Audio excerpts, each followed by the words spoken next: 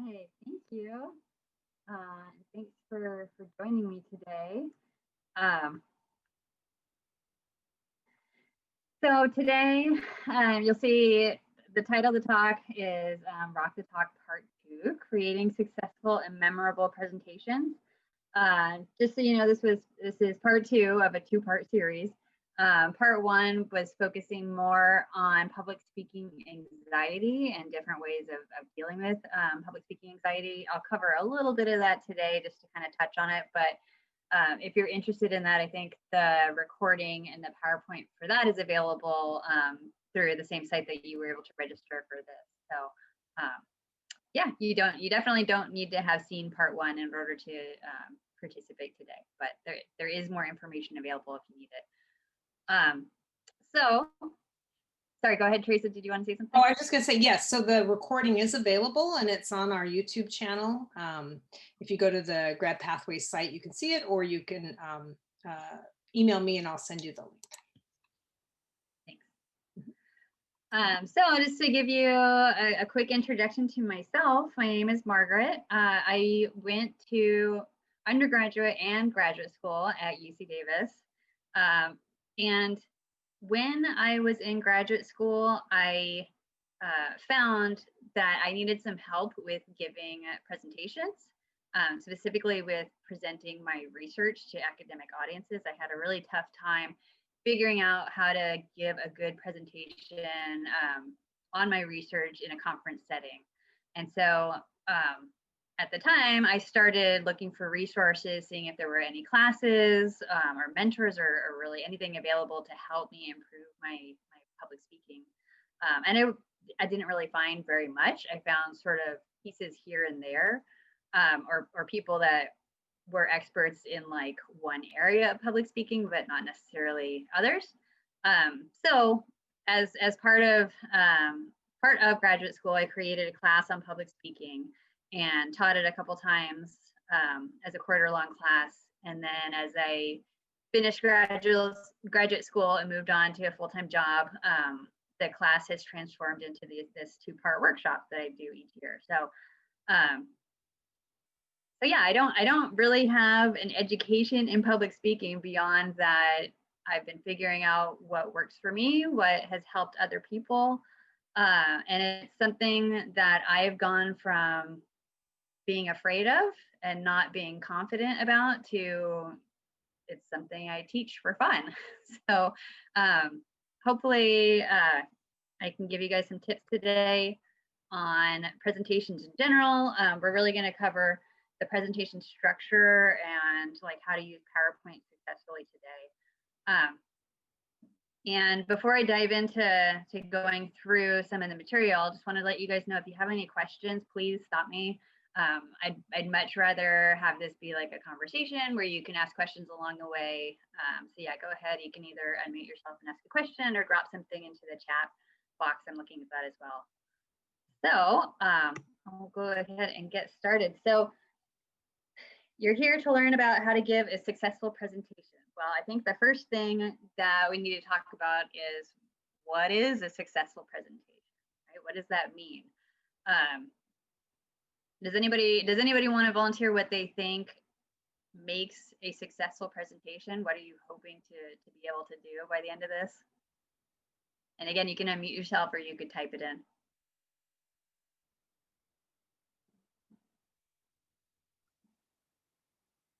I would say it would be that you go into the presentation with a specific objective of what you want the audience to take from it. And if the audience leaves the room knowing what that objective was, then I would say that's successful.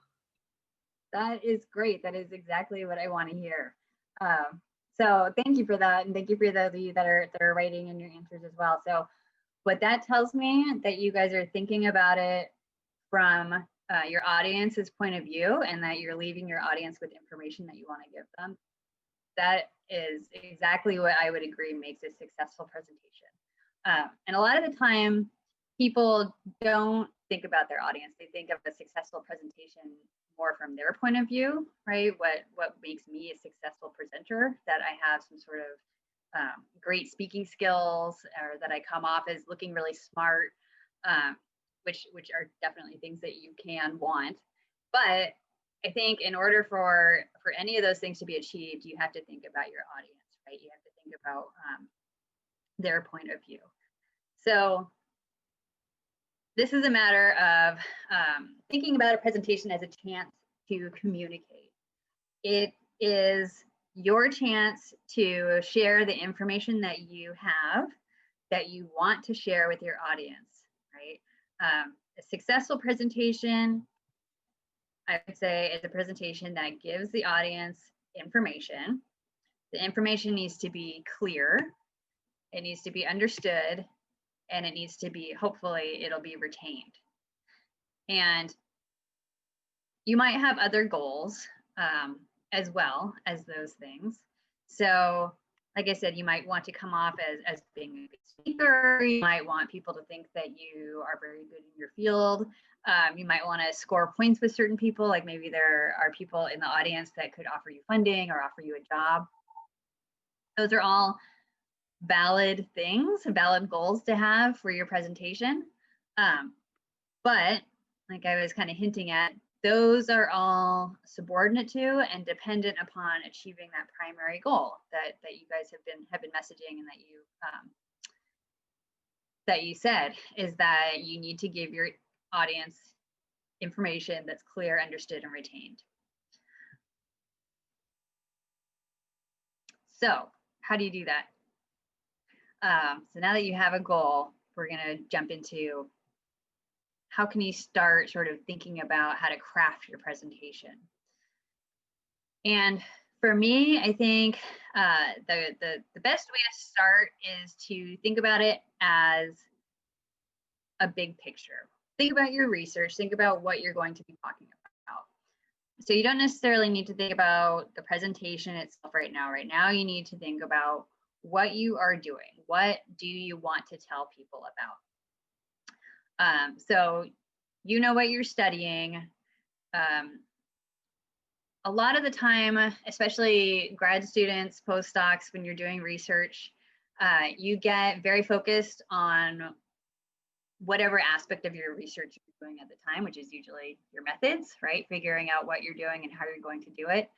And it's hard to always step back and remember the big picture of the research. Like, why are you doing what you're doing? It's not just because you want to get a graduate degree and get a job. It's because you are trying to answer some sort of question or gain some new information.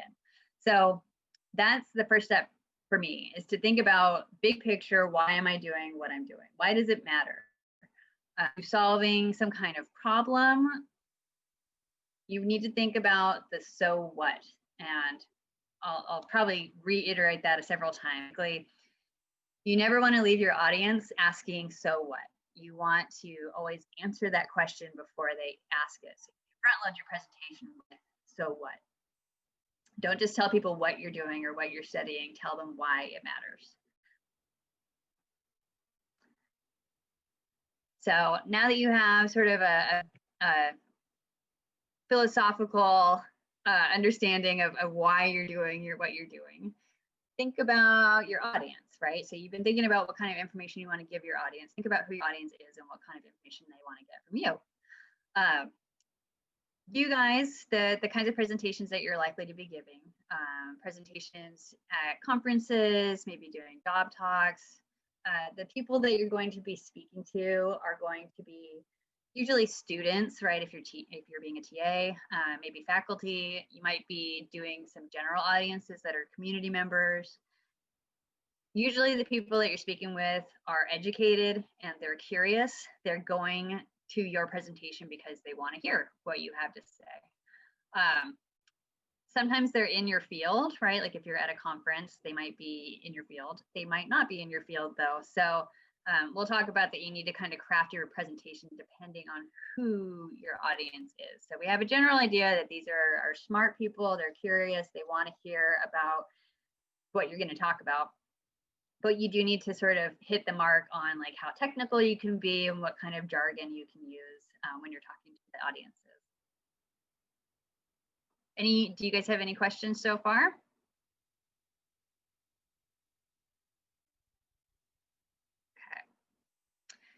So the next thing to think about is, what do you want them to know? A lot of the time in graduate school, we get very familiar with the scientific paper process, right? Or the model of a scientific paper, that it is explaining a hypothesis, goes over the methods, discusses the results, and then finally the significance or discussion. And that works really well in a research paper. And a lot of the time that is the structure that people use when they give a talk about their research. I would argue that it's not always necessarily the best structure to use, though. Most of the time when you're giving a presentation, you don't have very much time to present, right? You usually, if you're lucky, have 15 minutes. Sometimes you get longer, but a lot of the time you get even shorter than that. It's very hard to cover all of these points in 15 minutes or less. And really what your audience is going to want to hear about the most is the significance, right? Why is your research important? Is it making some sort of difference? What's the point? The so what, right? That's the part that they want to hear about. And that's usually the case unless you're giving a presentation that's like specifically on some new method that you developed. Then you're going to want to talk about your methods a lot more. So it's important to think about, you don't have to stick to this structure, and all of these different points are not of equal value to your audience or really to you. So think about what is the most important for you to communicate to your audience, and you can definitely cut down on other parts. You can save a lot of your methods for when people ask questions, or a lot of the time you don't need to go over your results and you can just skip to the discussion. And then if someone asks you a question later about, why did you interpret your results that way, you can go back and show them the actual results.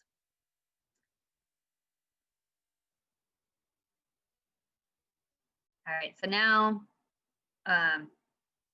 it's very easy to tell you things not to do in a presentation. I think that's a lot easier than going over all the different things that you could do. So these are my quick list of things not to do in a presentation, and I'll go over each of these in more detail. And again, it's very easy for me to tell you not to do these things, but it's harder to actually follow that advice. So you don't want to have a presentation that doesn't have any structure. If it doesn't have any structure, your audience is going to have a hard time figuring out what you're talking about, where you are in your presentation, how ideas fit together.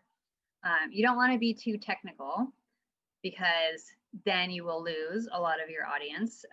You can do a technical presentation to an audience that's in your field, basically, if you have the same background. But if it becomes too technical, you'll lose your audience. But you also don't want to be too simple, because again, then you'll lose your audience. They'll start to tune out. You don't want to read from notes. I'm sure you've heard that before. Reading from notes is very distracting to an audience. It's not engaging.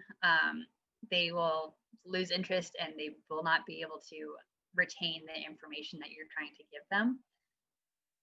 Don't lack confidence. I always feel kind of bad saying that, because it's really easy for me to say, be confident in yourself, but it's very hard to do that, and it requires a lot of practice to become confident in giving a presentation.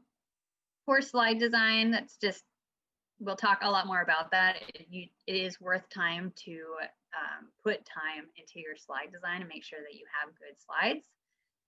Not just because then your presentation will be pretty, but because it is something that will help your audience.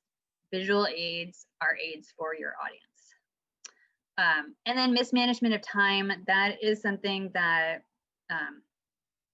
again, takes practice to figure out how your timing is going to work. Mismanagement of time is it's really a problem, like when you're at an academic conference and you have a time slot and there's somebody coming right after you, or there's things scheduled right after you. If you mismanage your time, either someone will cut you off and say, sorry, we don't have time for the rest of your presentation, we're going on to the next presenter, or you could eat into the next presenter's time, which is super rude. So it's important to be able to know where you are in your presentation, how much time you have left, and then how to adjust if you are running out of time. or if you're talking too fast and you find that you have more time than you thought. So we'll go over again each of these in some more detail. So first, we'll start off with structure. And a couple of you typed this into the chat already that you want to be able to tell a story about your research, right? So that's great. That's the right path to be on, I think, is thinking about your research as a story. That is something that is a successful structure for a presentation because it's engaging for your audience. It's something that they can grasp onto, that'll catch their imagination. They'll be able to pay attention to, and then that's going to help you meet that goal of giving your audience information, right? That's clear, understandable, and retained. So this is just a quick little graphic on what that means, telling a story. The best way to figure out how to turn your research into a story, I think, is to watch videos of other people who have done it very well. And I'll give you some resources at the end today of different videos that you can watch. But a really quick one just to mention is TED Talks. TED Talks are awesome. They're great presenters speaking about really interesting topics, but they are very, they're entertaining, right? They're not just scientific structured presentations. They, a lot of the time, are very technical talks, but they tell a story. So they're very good to watch, and you can learn a lot from them, figuring out what you like about saying that kind of presentation, or maybe what the presenter did that you didn't like, and you can build that into your presentations as well. Include yourself in the research. I think that you will find a lot of the most engaging presentations are the ones where the researcher talks about, this is what I did this, I found this, I thought that. We used to not write like that. We used to never use first person in scientific writing, but we're doing it more often. It's really important to do that when you give a presentation about your research, because it shows that you're the one that did it, you're the one that's excited about it, you're the one that owns that research and is trying to find an answer to a question. So definitely talk about yourself doing the research, and you can even include pictures of yourself doing research in your presentation. That will help your audience connect with you. Connect with your audience. This is the idea of, you want your audience to feel like you're talking with them, like it's a conversation, rather than you're talking at them. Using metaphors and analogies and examples, those are things that are going to help your audience connect with your story and turn it into a story, rather than just, here's a bunch of data and here's what I think the data is telling you. And again, I have answer the so what. That's a big important piece, is that you need to tell your audience so what. Don't leave them asking, well, what was the point of that? You want to tell them, what was the point? What is the point of your presentation? What is the point of your research? Tell them, so what? I'm going to pause. Do you guys have any questions or any comments? Do you maybe have any examples of good presentations, or places that you've seen good presentations, or things that you like about them?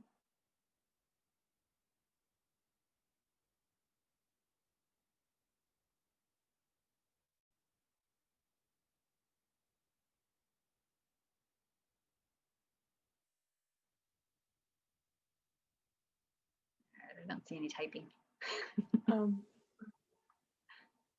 Yeah, go ahead. Yeah, so I recently attended an online conference, and one of the things that I found helpful was that even though the person was talking about a particular time period that not everyone attending the conference may have been familiar with, but they were sort of explaining it in an informal, friendly tone, and also including a little bit of humor. So I found that was one of the more engaging presentations, even though it was in the middle of a weekend. So yeah. Yeah, I think that's a really good, thank you for that. That's great point. Someone else typed in comedy being light, the tone of your voice. All of those things definitely help you connect with your audience. And especially now that we're doing online presentations, it's really important for your audience to feel like you're talking with them, right? Because anybody could go and just find a video and watch a video about a presentation. There's a reason for going to a live presentation online, and it's getting that connection from the person that's presenting.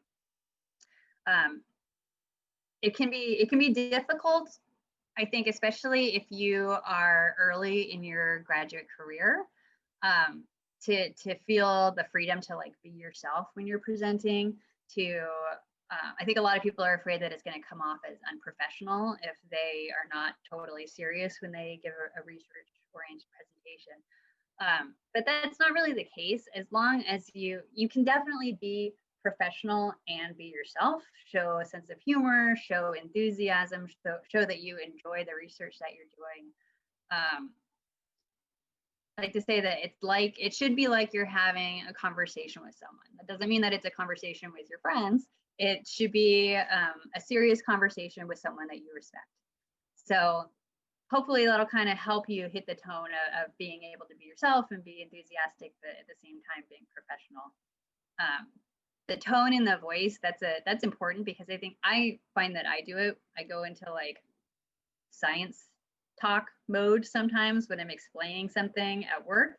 And I find that I start lowering my voice and I don't use a lot of fluctuation. I become very monotone and it becomes super boring.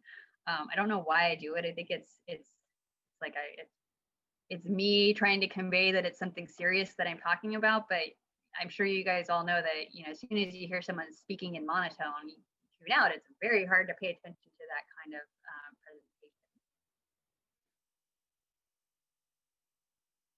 Anything else? Anybody else want to share things that you like about presentations, or things that maybe even bad presentations that you've seen, things that you think you should avoid? I'm sure we've all seen examples of bad presentations. We've also seen, hopefully, examples of really good presentations.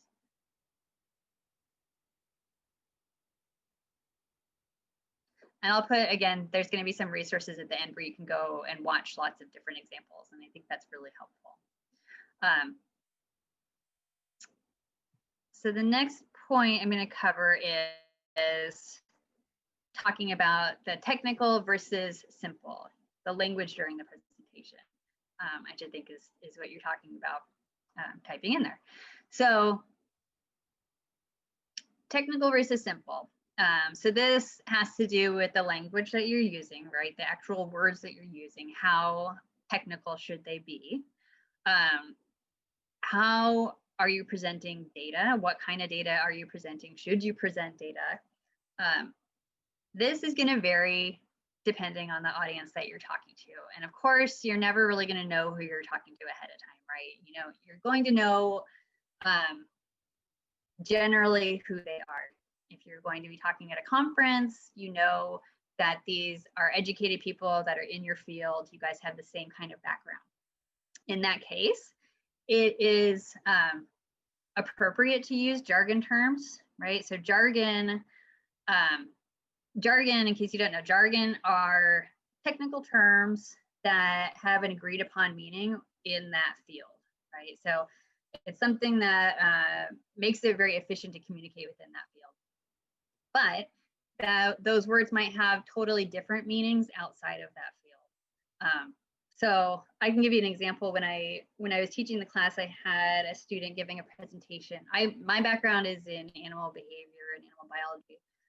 And I had a student who was giving a presentation, and she was a psychology major. And so she was talking about the setup of her study. And she started talking about, you know, the study subject, the researchers, and the Confederate.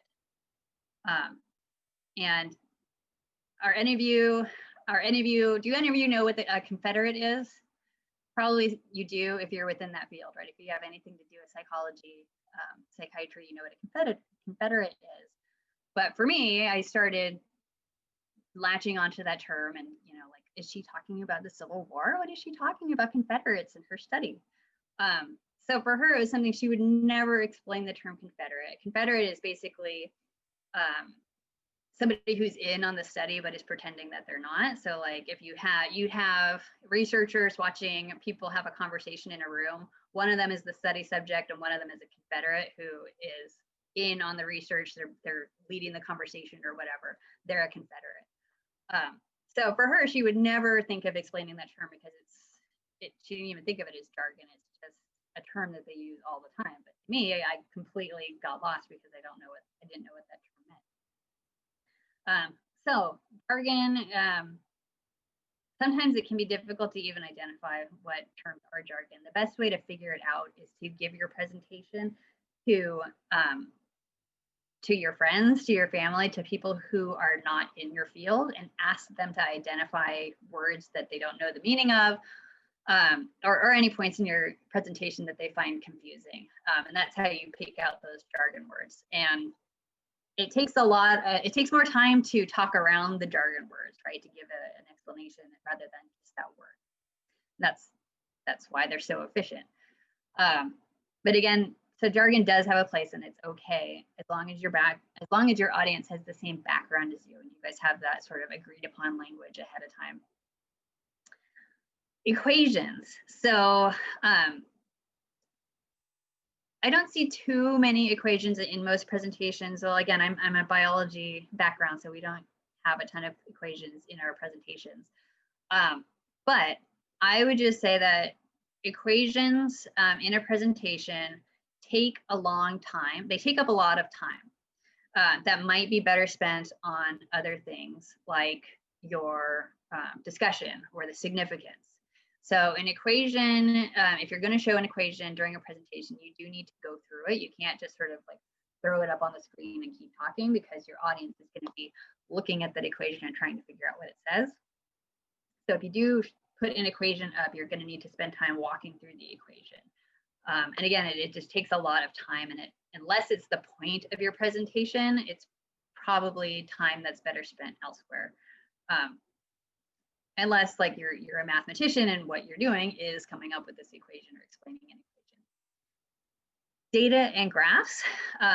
Again, as graduate students, as postdocs, that's what you're doing, right? You're gathering data and making graphs to show it, to display it. You spend a lot of time coming up with those that you're going to have published in your papers. So you guys love your data and you want to show it off and show people this is my data and this is what I got from it.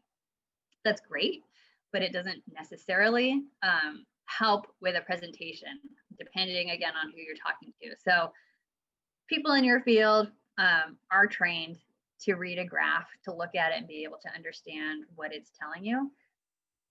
The general public is definitely not. You have to help them through graphs. And even people that are not necessarily, even people that aren't in your field are going to be overwhelmed during a presentation looking at an extremely complex graph. So like for example, here's a complex graph. And it's ugly, right? And I'm sure you're looking at it and you're just like, why would anyone use that? Well, this is something that was clearly designed for publication, right? This graph has a lot of information in it. It's showing a lot of data points. It's meant for a reader to be able to sit down and look at it and spend time figuring out what it says, going over the legend, and looking and finding trends for themselves in the data. It's meant for the reader to be able to interpret the data for themselves, and then they have a background for the discussion part of the paper. During a presentation, if that person just threw the same graph up during a presentation, you'd have to spend a long time talking about this graph, right? Orienting people to what is this graph? Why am I showing it to you? What are these different symbols? And even then, it's really not visually appealing. So what are some ways that you guys could think of to change this graph? And you don't necessarily have to know what the graph is about. Just visually, like what would you do to make this graph more appealing or to give people more information from it?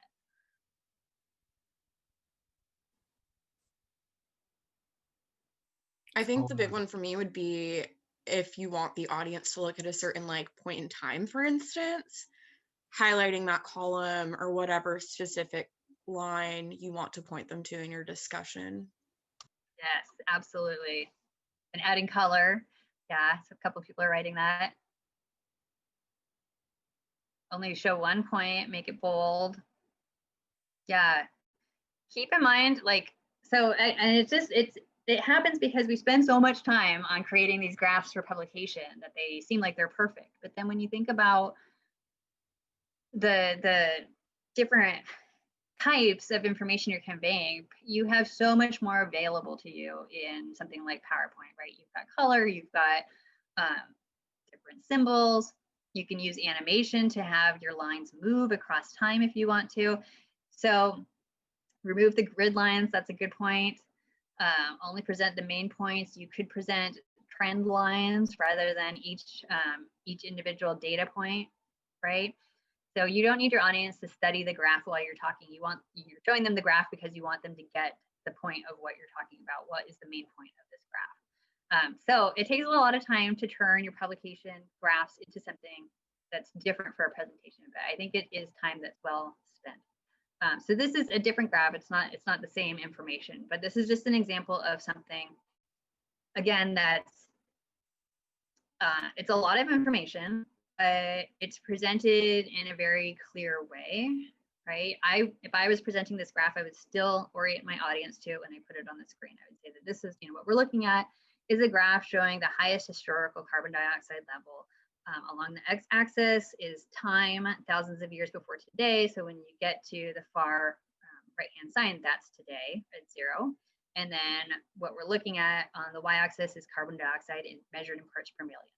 So it takes time to orient your audience to the graph, and that might seem straightforward information, but what it's doing is making sure that I'm not going on talking about the point that I want to make from this graph while the audience is figuring out what they're looking at. We're all looking at it at the same time together. So now that we know what the graph is showing us, what I want you to see is that, at today, you can see from 1950 to current, which are pointed out on the graph, right? I don't have to use my laser pointer. They're clearly marked on there. That's what I want you to see, is that from 1950 to current, this huge jump in carbon dioxide. So again, it's a lot of information, but it's put into a simple graph that's easy to understand, and it draws the attention to the points that the person wants to make. Yeah, so a couple other suggestions.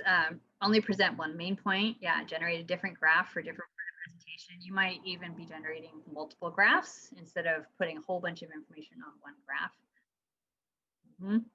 Transform it into a bar graph rather than a line graph. Those are all good ideas. Okay, I'm going to get more in detail into PowerPoint design now. We've been talking about it a little bit, but more focused on structure. I'm going to focus on PowerPoint, and that is really just because I think that's still the main platform. It's definitely the main platform that I see being used. But you can let me know if you are familiar with other platforms or if you want to ask questions about other kinds as well. So why is PowerPoint so popular and used in just about every presentation? Because it is a good tool. It helps your audience, right? It helps you meet that goal that we talked about for a successful presentation. It helps your audience get information. It helps make that information clear, understandable, and it helps your audience retain that information. Think about how hard it would be to sit here and listen to me. I've been talking for half an hour. It would be very difficult to sit and listen to me talk for half an hour without also having visual cues about where I am in the presentation and what I'm talking about. And that's just because, like, the picture here is illustrating that minds wander, right? And this is true when you're giving a presentation in person. People will be looking at you and making eye contact with you, and they'll be thinking about, what they're going to have for lunch or for dinner, or if they fed their cat. But when you're giving a online presentation, it is like a million times more the case that people are distracted. And it's just the way that we are. We're not wired to pay attention to anything for more than like 90 seconds at a time. So that's just our biology, is that our minds drift and we think about other things. So we know that we can drift and come back, and PowerPoint helps us come back and figure out, oh, this is what we're talking about still.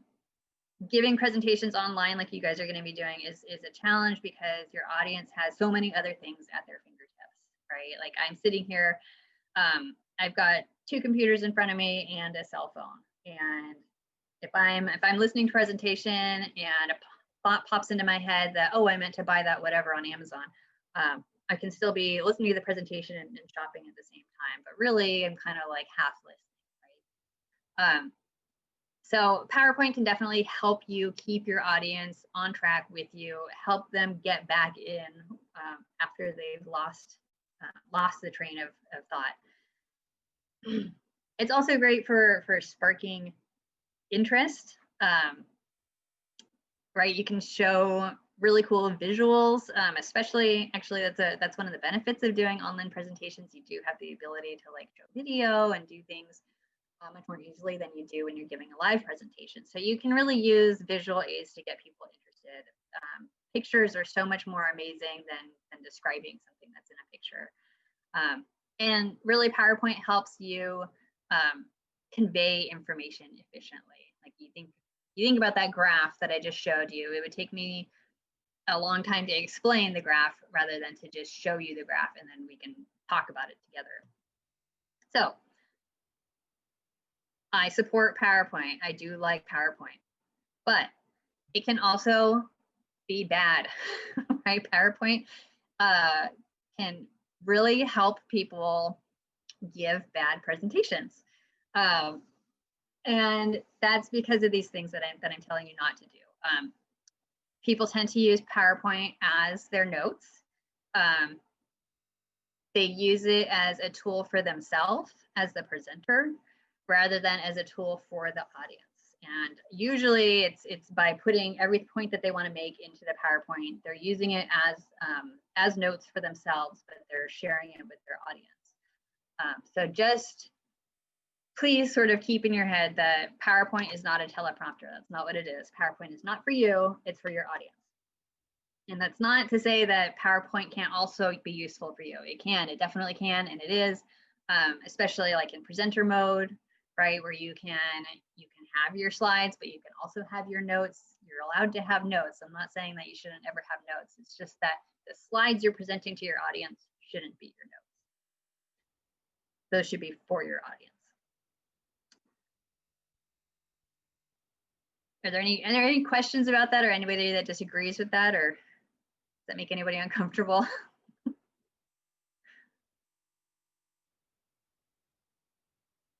Okay.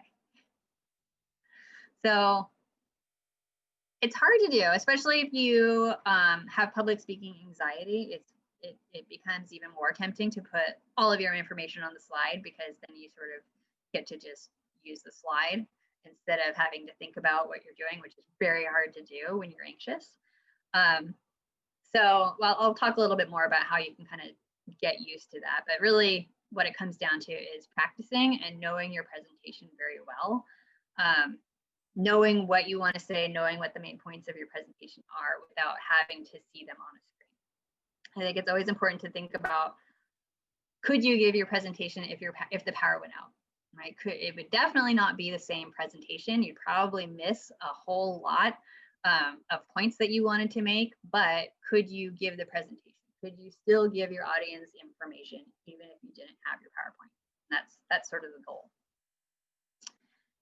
Okay, what about how PowerPoint looks? So there are templates, and most of them are terrible. Every time, so I do this workshop every year, and each year I go through the PowerPoint templates and see have they improved. And I was not I was not impressed this year. I found that the templates still are really distracting. I did find some good ones. I'm using a new one this year. I am using a template. A lot of the time you'll find the good ones are overused, or the ones that are used most often. Most of the templates are very distracting, I find, and most of them make your text really small. I don't know why, but they do. So this is a straight template. I don't know why they would ever give anyone this as the background for a presentation, but it is. And you can see how small it makes my text. So like why, I just don't understand why is this a template? If I'm trying to convey information and the information is text, why is it so small? The design ideas feature. So somebody just typed that in. I actually think it's really cool. So that is something that I used in this presentation for the first time. I didn't know it was a thing. I started playing around with it and I really like it. But I did find that I was able to use the design ideas feature, but then I had to go back and tweak every single slide. So I couldn't just use what they did. I had to go back in and like rearrange where the text was on the page, increase the font of every single thing because it was all very small. So yeah, I like it. I think it's cool, but also don't get carried away with it. Like don't make every single slide different or crazy. You need to have consistency throughout your presentation so that it's not overwhelming with visuals. So that's it. PowerPoint has come a long way, but you still need to manipulate it. Don't just let it do the work for you. So background. So this is really kind of the heart of the template, right? Is figuring out what kind of background you like. Usually when I give presentations in person, this is what I use. I use a white background and just very plain text. And that's because I don't like to put a lot of emphasis on the PowerPoint itself. It's much easier in person to do that though, because you have a live person in front of you and people can watch you and see your body language, your gestures. There's a lot more for them to connect with. When you're giving a presentation online, your slide is taking up a lot more of their screen than your face. So it is good to have a nice visually appealing slide. For backgrounds, you can use a lot of different backgrounds. I think that you do need to keep them simple. You definitely don't want to overwhelm the audience with a lot of visuals, but you can make it something really cool. I think a photo for the background can be really interesting, especially I think because I'm a biologist. So like here's an example of if somebody was giving a presentation on this bird and their habitat, talking about that they live inside of trees. I think this is a cool example of like, you're showing the bird, you're showing the habitat, and then you also have the information there on the slide. So it's a good resource for your audience. It also sparks their interest, right? It's way more, you're gonna care way more about a bird if you see the bird than if you just hear me talking about a bird. Here's another example of having a picture on the slide, but the picture is in the background. So this is playing with the transparency so that you can still see the animal, but you can see the words on top of it. I think that's also a really nice way to do it.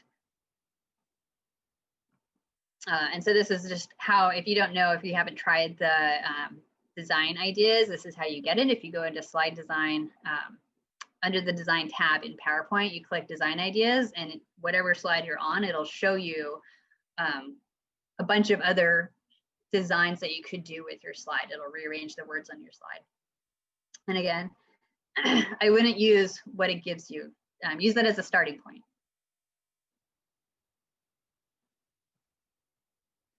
Okay, so now I'm gonna go, so we've talked about like the overall visuals of PowerPoint. And now I'm gonna talk more about like what information you put onto the slides rather than how you make that information look. Do you guys have any questions about more about like design?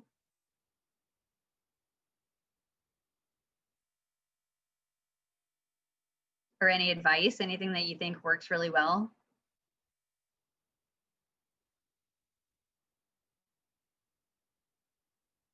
My main advice with design is to keep it simple, pay attention to the white space that you're using white space is important. Don't completely fill all of your slides with color or text or pictures. You want to give white space as well. That gives the eye something to, it's basically like punctuation in a sentence. The white space is like the period, the comma. It gives the eyes somewhere to pause and directs the eyes. Size of font is important. I always try to make the font as big as possible while still allowing some white space. And being consistent, having sort of a consistent feel throughout your presentation is important as well. But remember, all of these things are just there to help your audience. As long as your PowerPoint isn't distracting, you're doing good. Okay. So these are just some sort of rules of thumb. There's definitely not any rules per se that I would stick to or say like these are the rules of PowerPoint of what kind of information needs to be presented. But I think that these are good rules of thumb to go off of. I think I used to always build my presentation in PowerPoint. Like if I had to give a presentation, first thing I would do is pull up my computer, open up a blank PowerPoint, and then start building my presentation. But I think that it is more useful in order to structure your talk and figure out what you're actually going to talk about, what information do you want to leave your audience with is, it's more useful if you start with like an actual piece of paper or, a Word document or something other than PowerPoint where you can write down your presentation in a hierarchy, in an outline. So that way you can figure out, these are my 1, 2, or 3 main points, depending on how much time you get to present. These are the supporting points. This is the data that supports those points. You can figure out how the information in your presentation fits together. And there's a lot of benefits to that. One is it helps make your presentation really clear and it'll make it flow well. Helps you identify what you really need to focus on in your presentation. But it will also help you when you're figuring out timing. If you give your presentation and you find out that, wow, that was way too much information, I can't give it in the 15 minutes, it took me a half hour to get through all this stuff, you can very easily figure out what you need to cut out. If you need to cut your presentation by half, then you probably only have time for 1 main point, not for 3. If you are only over by like a couple minutes, maybe you just need to take out some of the supporting details for that main point. So it makes it very easy to edit your presentation. Slides, I think it's useful to use single slides for your title slide, your main objective, for a preview slide, if you're going to do preview slides and summary slides. Each of those should get their own slide. And then main points, each of those should get their own slide as well. And what that does is it helps indicate to your audience what they're looking at, right? That if there's very little text on this one page, that means that this is a big thing, or that we're transitioning from one thing to another. So figuring out what to put on a slide like that, singling things out, will help your audience figure out where you are in your presentation and keep them on the same point as you. Other slides support the main point, and this is figuring out what should go in those other slides, right? Graphs, pictures, quotes, diagrams, what are you going to put in there, and why do you need your audience to see it? So a lot of the time what we put in there is text, and that helps the audience because, like we talked about, they're attention waivers, right? And if they look away and they come back and they read the text, they can see where we are in the presentation. It also helps to sort of make sure that they understood what you're saying, that they know that they are clear. It's very hard to process information just with your ears. It's much more easy to process it by reading something and hearing it at the same time. So here's, I'm just going to show you an example of, okay, here's a slide, it's fine. Again, this is a template, and you can see it really bothers me that there's so much blank space that's I don't know why, it's just not being used. It's not being used well. I said blank space is important, but it doesn't make sense. It's not being used to sort of punctuate things. So you can see rodents, that's my title. And then the information that's on the slide is rodents are the most diverse group of mammals in the world. Rodents are characterized by their teeth. Rodents have 2 pairs of incisors, no canines. Rodents have molars. 40% of mammals are rodents. Over 2,000 species of rodents worldwide. Rodents are found all over every continent except Antarctica. So that's a lot of information to put on one slide. And it's also pretty boring by the time I get to the end, right? It's just a lot of information. It's not, there's nothing to really sort of draw you in and keep your attention. So here's how I would break this up. Okay, very little text, but way more pictures. Rodents, they're the most diverse group of mammals in the world. So in order to illustrate that point, here's a bunch of different kinds of rodents, right? Did you know that beavers are rodents? So that's just a nice way to replace words with pictures and still make the point. Rodents are characterized by their teeth. So instead of putting it in bullet points, right, of what makes a rodent, I'm going to actually show you. Here's a picture of their teeth, and here's what I'm looking for. 2 pairs of incisors, no canines, and molars. And here is a photograph of their teeth. So it's again, much more appealing to look at a picture than to look at bullet points of text. 40% of mammals are rodents. There's over 2,000 species, and they're found all over the world except Antarctica. So you can see I actually kept the same amount of text on this slide, and that's because I find it useful to put numbers on slides. I think that seeing a number is really important in addition to hearing it. So when you are providing statistics or measurements, I do think that that should be visualized on your slide. It just, I don't know why, but it makes a difference. It sort of makes that information stick better. And then if you are able to put in cute pictures, then you should, because they're cute. So overall, keep your slides simple and consistent.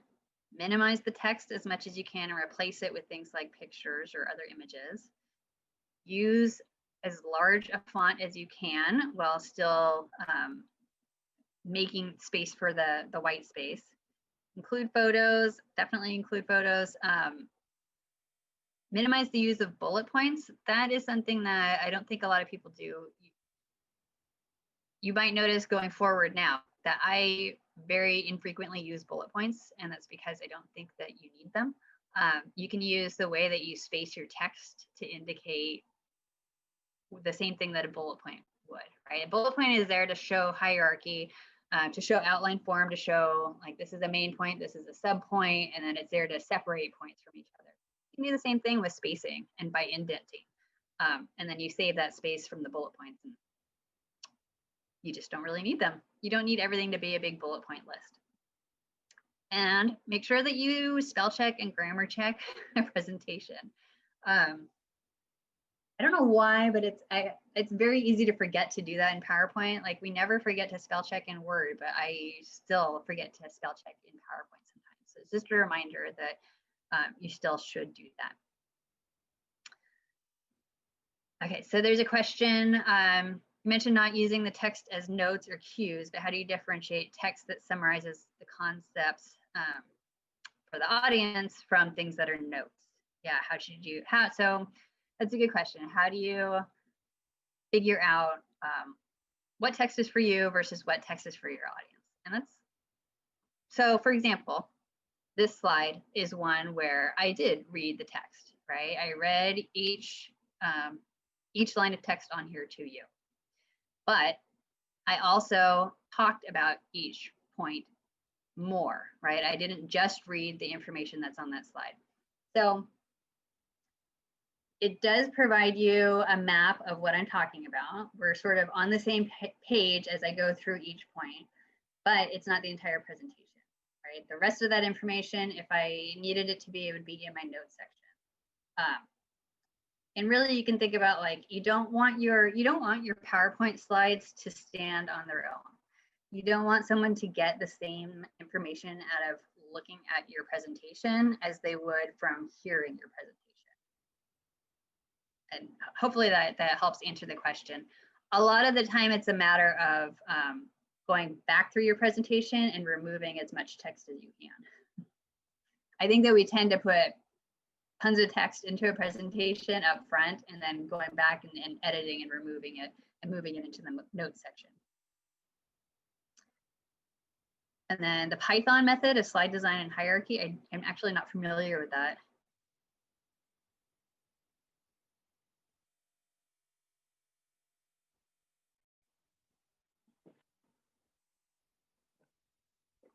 I'm gonna write it down though.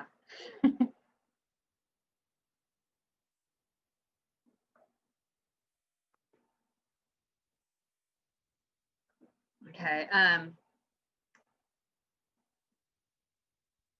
So, no. Okay. So Python is a programming language that uses white space to denote statements. Yeah, exactly. And it's the same on posters. If you guys are developing posters for academic conferences, use the white space. White space is important. Don't just fill your poster with tons and tons of stuff. So again, we were just talking about speaker notes. Speaker notes are great. Again, PowerPoint gives you a really nice ability to have presenter notes that are only for you. So I can see a note slide, but you guys only see my presentation slide. It's a very clean way to give a presentation because it is kind of like a teleprompter, right? I can glance down at my screen and see my notes. I can read them if I need to, and you don't see them. So it's a tool for me, and it's something that is not distracting for the audience. I personally don't find it to be super useful because I do get anxious when I present and I cannot read what's written in my notes. My vision goes a little bit too blurry. I cannot focus on what's in my notes. I have a hard time reading something and talking at the same time. So a lot of the time I have presentation notes. I have them in my PowerPoint for just in case I forget what to say on this slide.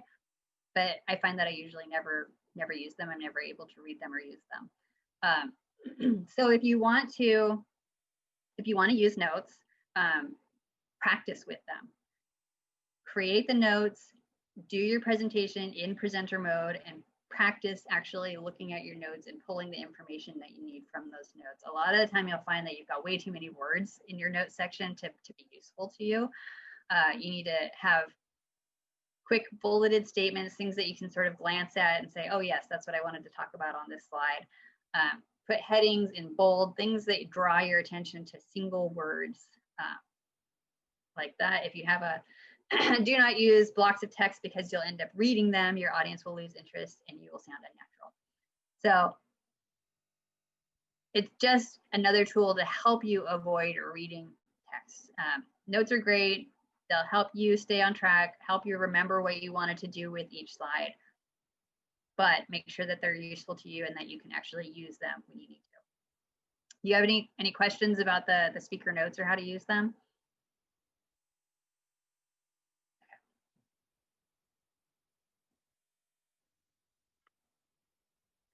Practice. So, like I was saying, practice in presenter mode. Practice it like you would actually be doing it in real life. And this is from experience. I used to sit down and not do that. I would just go through my slides and sort of go through it in my head. It's a very different experience when you have it in slide view, when you have it in presenter view, when you actually are seeing the animation. If you're going to have your words appearing using animation, you need to get used to those things and sort of be able to expect how things are going to come in. Don't read from your notes, don't memorize. Practice helps you avoid doing those things. And again, I'm not trying to tell you that you shouldn't use notes or that you shouldn't be able to read certain parts of your notes during a presentation. That those things are okay. It's more anxious speakers, people who are nervous about public speaking tend to do this more. They tend to try to memorize portions of their presentation or read from their notes as a tool for dealing with their anxiety. And the reason that you don't want to do that is because it ends up being very distracting for your audience. You sound unnatural, they'll pick up on it. And then you're not meeting your goal of communication, right? Your audience is not able to connect with you because you sound sort of unnatural, and they're not going to get the information that you want them to get. It can also be a big problem if you memorize, because when you give the presentation and you get nervous, a lot of the time what happens is your mind goes blank. So if all you had was a memorized presentation and you can't remember what you're going to say, then you're sort of out of luck. So it's much better to practice your presentation so that you are confident that you know what's in your presentation, right? You know your presentation in and out. You know your main points, you know your supporting points. You could do your presentation without the slides if you had to.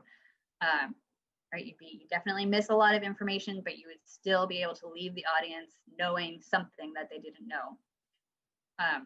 Know what you're going to say, but not how you're going to say it, right? So know the information that you want to convey to your audience, but you're never going to say it the same way twice. The tone of a presentation should always be conversational, natural, enthusiastic. And my advice is to practice out loud in real presentation mode, standing up if that's the kind of presentation you're going to be giving in front of people. So it's perfect if you can get people to watch your presentation and give you feedback on it. If you can't do that, or in addition to that, it's a really great idea to record yourself practicing and then watch yourself. It's super not fun. It's like one of the least fun things you'll ever do is watch yourself give a presentation, but you will get a lot out of it. If there's anything that you are worried about, you'll be able to see if you're doing it or not doing it. Like if you're worried that you say like or all the time, if you watch yourself, you'll see if you do it or not. A lot of the time, it can make you more confident as well, because you'll see that you actually know what you look like you know what you're talking about when you give a presentation, or you don't look as nervous as you feel. So it can definitely be useful to record yourself and watch. I would say there's no like set rule for how many times you should practice. I would say practice at least 3 times, if not more than that. Does anybody have any advice on practicing, or how do you guys practice right now?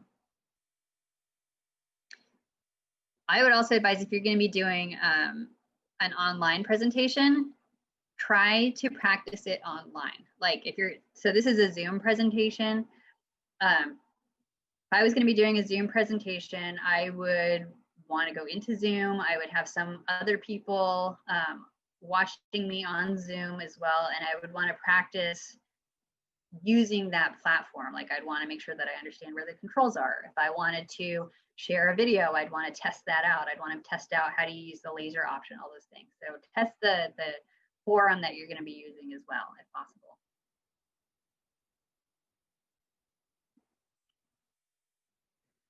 So this is a good reason to practice, right? The way that you plan it is never how it's going to go. You plan on introducing yourself. You're going to describe the outline of your talk, build motivation, talk about your methodology and experimental design, your results, your conclusion. Your audience will applaud you, and then you'll have engaging question and answers. But really what happens is that the previous presenter runs into your time. You can't connect your laptop. You forget to introduce yourself. You spend the entire time talking about your outline, and then you realize that you run out. You only have 3 minutes left. You power through, and then there's awkward silence. Yeah, and there's a good point on the chat that practice enough so that you're comfortable, but not too rehearsed. And that's where you get into the danger of memorizing, because you practice it so many times it starts to become memorized. So one of the things that practice will help you with is timing. So I like this slide because it shows that you're somebody ate into your time, you can't connect your laptop, and then you start your presentation and you spent way too much time describing your outline. Those things happen. And when they happen, if you know your presentation very well, you know it in and out, you know where you should be at what point in time with your presentation, you can adjust it on the fly, right? So you can, if somebody took up time and you had 15 minutes, but now you've got 10 minutes, you should be able to know that, okay, these are slides that I can skip. And you can tell your audience that, I didn't have as much time as I thought I was going to, so I'm going to skip through these next couple slides. But, if you have questions about it, maybe come talk to me after my presentation. And audiences really appreciate that if you kind of try to get things back on track rather than pushing the next presenter's time. Sometimes you'll find that you do end up talking about one part of your presentation more than you had planned, and then all of a sudden you only have a few minutes left. If that happens, again, know what you can cut, what are the main points. If I only have a couple minutes left, what do I want to leave you with? And it's not just, well, I'll just talk faster and get through the rest of it. So timing will help you. Practice will help you with timing. And that's one of the things that I would suggest is when you're practicing, getting to know your presentation, like we're talking about practicing in presenter mode, watch the clock. Presenter mode gives you a clock. And you can even write down what slide you should be at minute 5, what slide you should be at minute 10, what slide you should be at minute 15. And then the more you know where you should be at what time, the easier you will be able to adjust if you need to.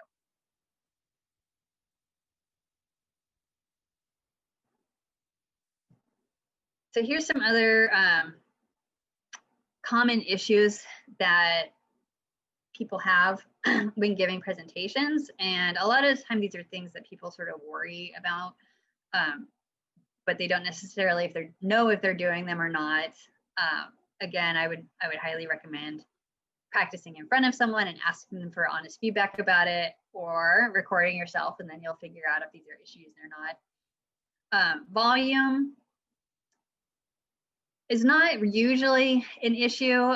Usually it's an issue if someone speaks quietly, but there's ways to get around that, right? You can use a microphone, or if you're doing an online presentation, you've got the microphone in your computer right in front of you. So you can find out if you do speak too quietly, and if you do, it's just a matter. Usually once someone tells you speaking too quietly, then you don't anymore. So it's a matter of practicing at a higher volume. Usually it's louder than a conversation. Rate this usually is people speaking too quickly. It's very rarely a problem that someone is speaking too slowly. And it can be a side effect of anxiety, or even just being excited about your presentation. We tend to speak more quickly when we are anxious, or excited. So it's a good idea to practice your timing in an anxiety-inducing situation, right? So practicing in front of someone or in front of a couple people, try to make yourself get that little level of anxiety or excitement so that you can see how quickly you realistically give your presentation. If you are always practicing by yourself, you're going to practice at a very calm rate, and then when you get in front of someone, you'll be giving your presentation at a different rate. Vocal filters, this is things people, repetitive words that people use to fill blank space. So, like, they are only a problem if they become distracting, right? So, and actually really all of these issues, the rate, the volume, they're only distracting if they become, they're only an issue if they become distracting for your audience. If your audience can't understand your information, if your information is not clear because you're speaking too quickly, they can't hear you. And the vocal filters become distracting if you use the same one over and over. Your audience will start to sort of pay attention to how many times you're saying that rather than listening to what you're saying. But that is really very rarely a problem. I think a lot of people think that they do it more than they do it. Again, the solution is figure out if you do it, watch yourself give a presentation, you'll see if you do it or not. Once you sort of pick up on that you are doing that, you won't do it anymore. You'll pay much more attention to it. And it's okay to use those words. I don't want you to think that you can't ever say, like, it's fine to use those words. They're part of normal speech pattern. If you don't use them, you can sound over rehearsed or like you memorized something. So they're totally fine to use, just as long as they're not becoming distracting. And it's also okay to pause when you're presenting, right? To take a breath, stop for a second. You don't have to fill every second of your presentation with words. With that said, are there any other questions coming up so far? Or are there any other issues that you guys have that you would like to talk about? These are the most common ones that I've seen, but like I said, I have another whole hour and a half that I talk about public speaking anxiety and the issues that go along with that. So are there any other things that you guys would like to ask about? Or any issues that you have or that you've seen?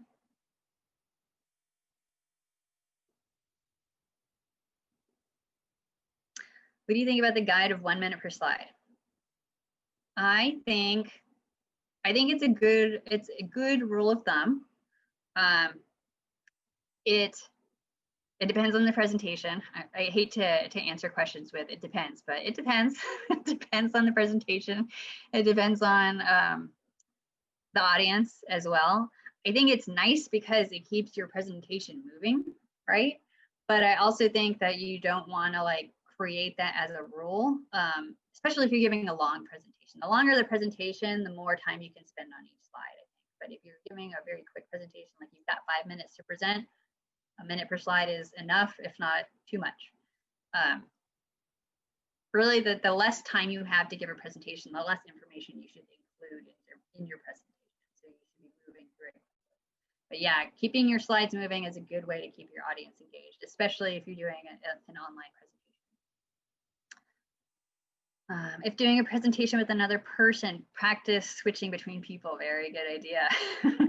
Yeah, where one person's interrupting the other, or like, yeah, they're both talking at the same time. I thought this was my slide. Oh no, I was going to do this slide. Definitely, if you're going to be co-presenting, rehearse it with them. Figure out how you're going to do it together, and don't just assign each other like, I'll talk about this, you talk about that. Just practice it together. Very good advice.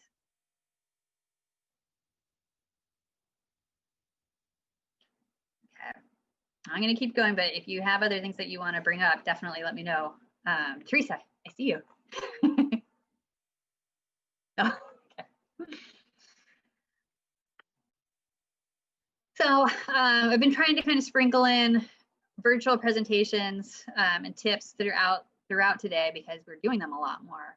I think it's really cool. At first, I was sort of worried about doing virtual presentations. I think we all were because we haven't really done them before, and we know that they can be very difficult. Like if you've ever had to do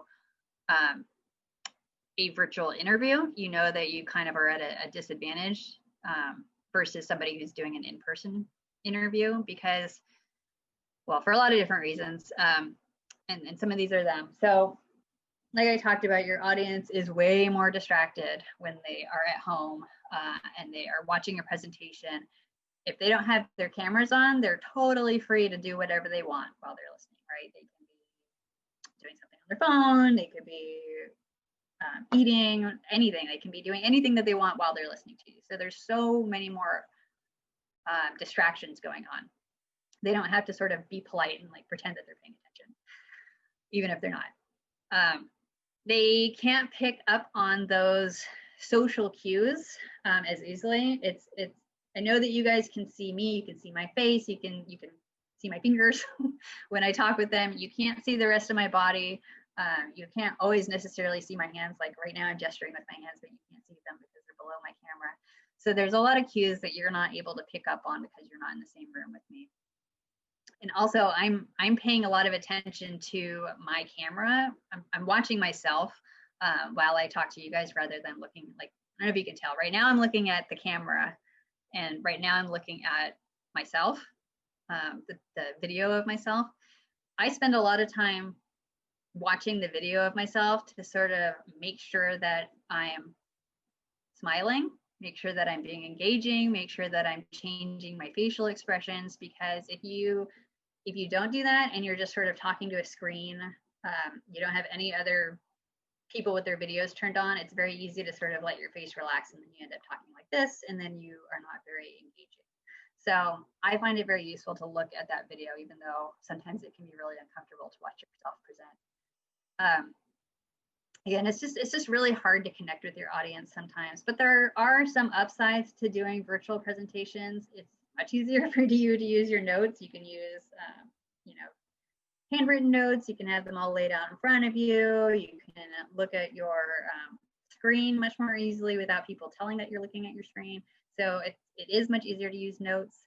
And then it's easier to use other media as well. You can pull in video, you can pull in audio, you can use the polling options, the chat, right? So a lot of the time, if you're talking to an audience, people might not want to raise their hand and ask you a question, but they'll be much more likely to write something into a chat box.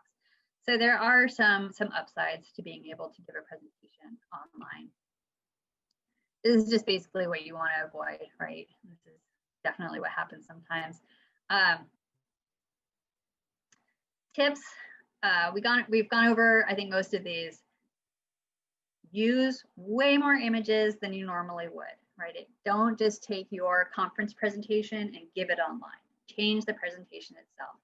Try to use more slides, take the text out, use more visuals. The more visual you can make your presentation, the more your audience is going to be able to pay attention to it. Use animation to break up text if you have to use a lot of text. Use those different options for poll, for chat, if it makes sense. Sometimes it doesn't make sense if you're doing an academic talk, but if you can figure out how to bring those in, it can definitely get your audience more engaged. Frequently summarize your main points. That's going to be more important than it is when you're talking in person. And again, that's because people are distracted and they're going to be tuning out much more frequently. Cover less material.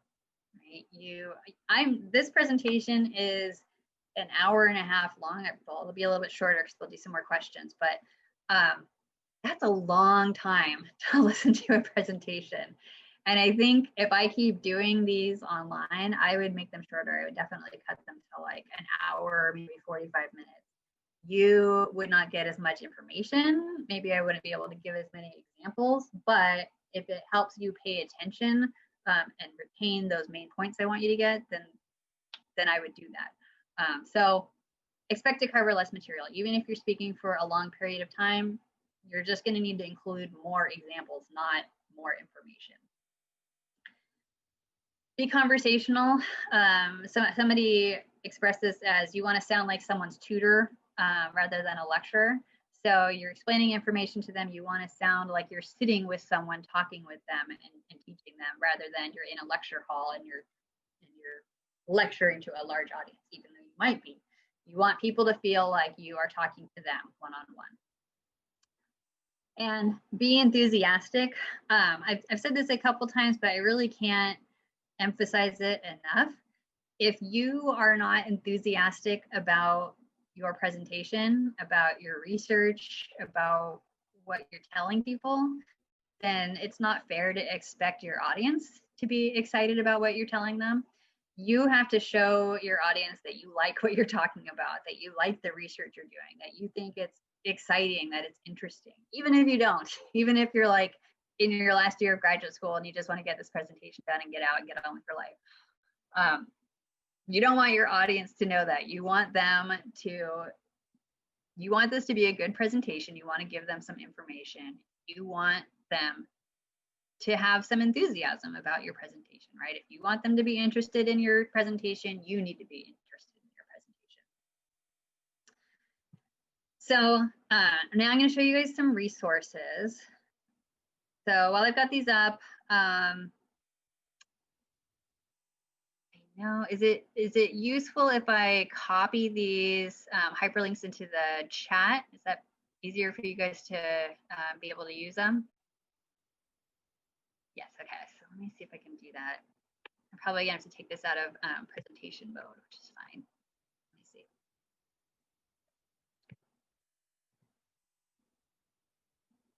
Okay, well, I'll go back to that. I'll put these on there.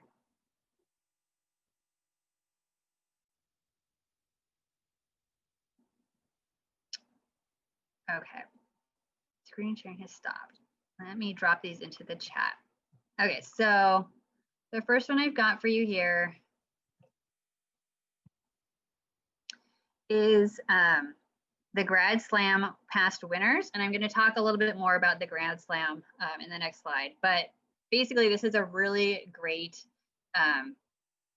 way to watch people giving presentations on academic research, but making it appealing to general audiences. They're very quick presentations. They're 3 minutes long, and they are on academic topics. So you will learn a lot by watching these. You'll learn things that you like and also things that you don't like. So that's a great resource. Here, this is a blog that I like. It's just about public speaking in general. It's not necessarily about scientific presentations, but it's more focused on public speaking generally. This is a book that I like, Overcoming Your Fear of Public Speaking, A Proven Method. This is by a former professor at UC Davis, and he focused on public speaking anxiety specifically. This book is great. He did a controlled study with the book showing that if people just read the first 3 chapters of the book one time, they were able to actually significantly reduce their anxiety with public speaking. So I highly, highly recommend it. And the last one that I'm going to recommend is another book.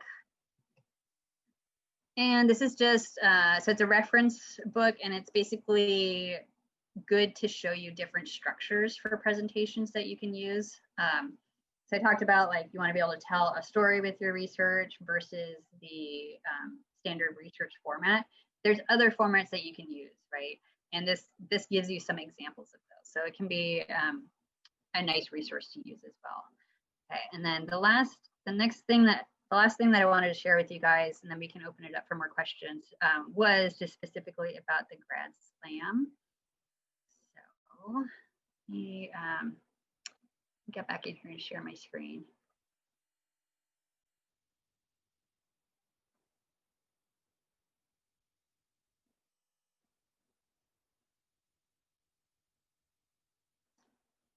Okay.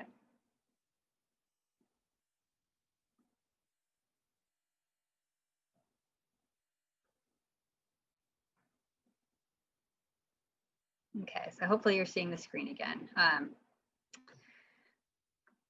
So Grad Slam, hopefully you guys have heard of it. If you haven't, it's really cool. It is an annual competition that is held throughout the UCs, and it's for graduate students for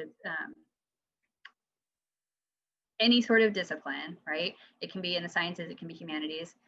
And you have, the rules are you get 3 minutes and 3 slides, and you have to explain your research, describe why it's significant.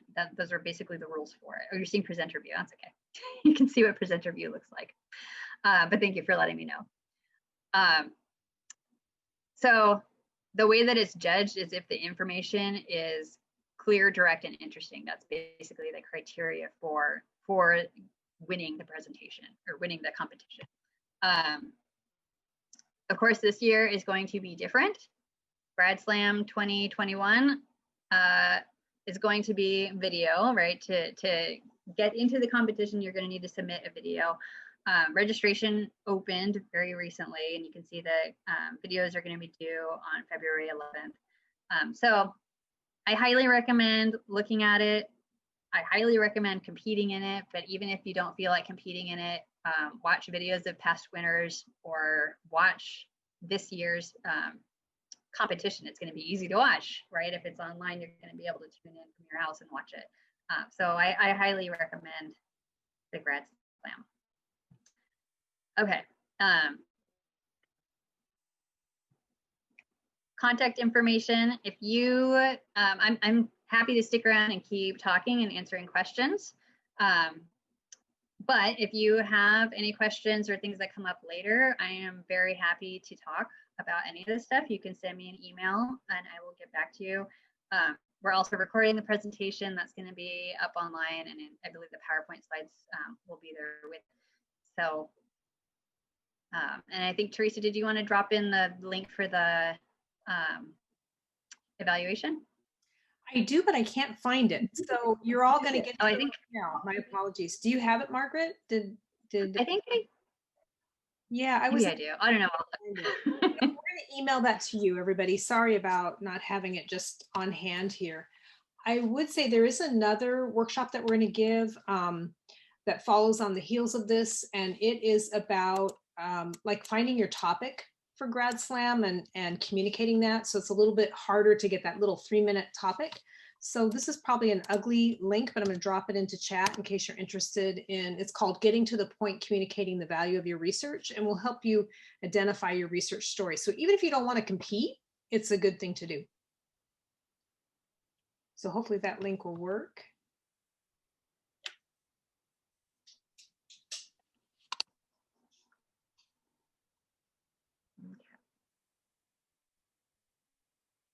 I'm just going to check into my emails real quick. I think I might have gotten the link to it.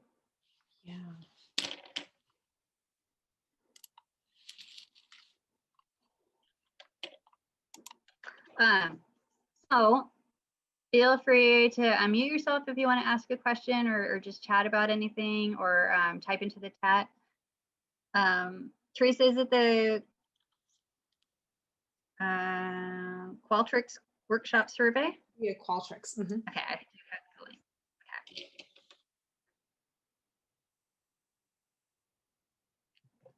Okay, so there's the link to evaluate the class, and I really appreciate the information that you guys give on the class, on the workshop, on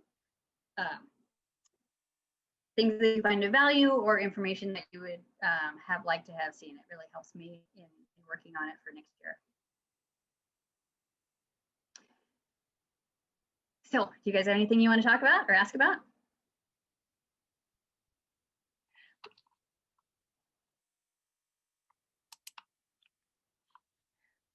I'm going to stop the recording in case there's any questions that you don't want to